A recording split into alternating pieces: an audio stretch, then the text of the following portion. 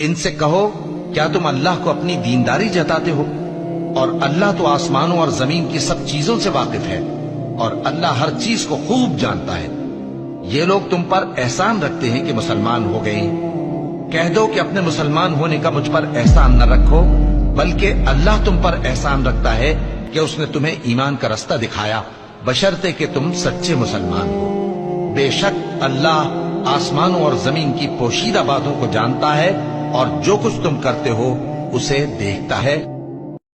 وہ لوگ بے شبہ کافر ہیں جو کہتے ہیں کہ اللہ مسیح ابن مریم ہی تو ہے، حالانکہ مسیح یہود سے یہ کہا کرتے تھے کہ اے بنی اسرائیل، اللہ ہی کی عبادت کرو جو میرا بھی پروردگار ہے اور تمہارا بھی، اور جان رکھو کہ جو شخص اللہ کے ساتھ شرک کرے گا اللہ اس پر بہشت کو حرام کر دے گا، اور اس کا ٹھکانہ دوزخ ہے، اور ظالموں کا کوئی مددگار نہیں ہوگا۔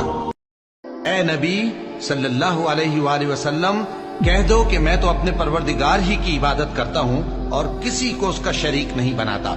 یہ بھی کہہ دو کہ میں تمہارے لیے نہ کسی نقصان کا اور نہ نفع کا کچھ اختیار رکھتا ہوں۔ یہ بھی کہہ دو کہ اللہ کے عذاب سے مجھے کوئی پناہ نہیں دے سکتا، اور میں اس کے سوا کوئی جائے پناہ نہیں پاؤں گا۔ اگر اللہ کسی کو اپنا بیٹا بنانا چاہتا تو اپنی مخلوق میں سے جس کو چاہتا منتخب کر لیتا۔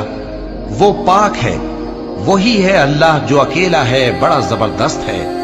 اسی نے آسمانوں اور زمین کو تدبیر کے ساتھ پیدا کیا ہے، اور وہی رات کو دن پر لپیٹتا اور دن کو رات پر لپیٹتا ہے، اور اسی نے سورج اور چاند کو کام میں لگا رکھا ہے، سب ایک وقت مقرر تک چلتے رہیں گے۔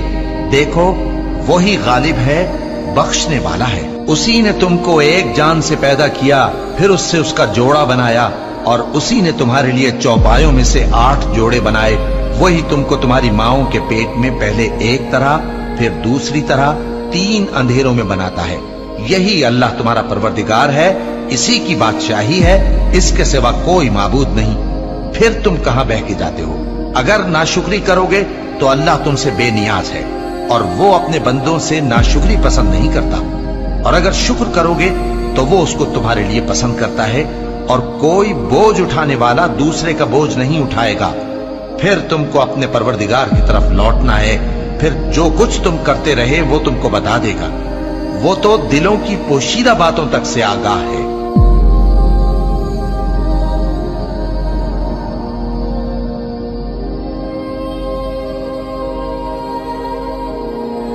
بے شک انسان پر زمانے میں ایک ایسا وقت بھی آ چکا ہے کہ وہ کوئی قابل ذکر چیز نہ تھا۔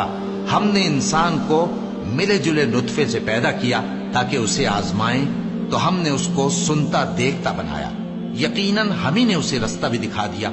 اب خواہ شکر گزار ہو خواہ ناشکرا۔ مومنو، اللہ سے ڈرا کرو اور بات سیدھی کہا کرو، وہ تمہارے سب کام سنوار دے گا اور تمہارے گناہ بخش دے گا۔ اور جو شخص اللہ اور اس کے رسول صلی اللہ علیہ وآلہ وسلم کی فرمانبرداری کرے گا تو بے شک بڑی مراد پائے گا۔